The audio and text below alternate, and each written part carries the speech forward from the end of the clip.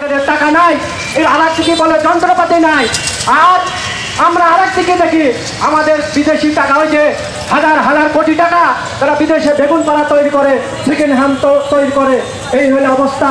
এই সমাবেশে আপনাদের সামনে বক্তব্য রাখবেন এই পর্যায়ে বগুড়া জেলা শাখার শ্রমিক ফ্রন্টের সভাপতি কমরেড সাইফুজ্জামান টুটুল।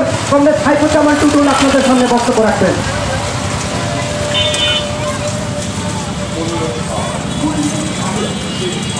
সংগ্রামী সভাপতি উপস্থিত আছেন আমাদের মহান পার্টি বাংলাদেশের সমাজতান্ত্রিক দল বাসদ বগুড়া জেলার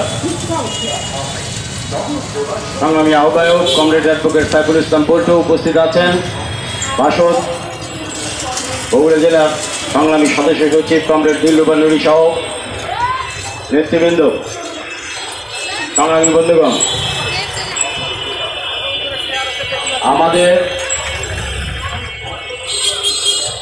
দেশের সোনার ব্যবসায়ী যারা আছেন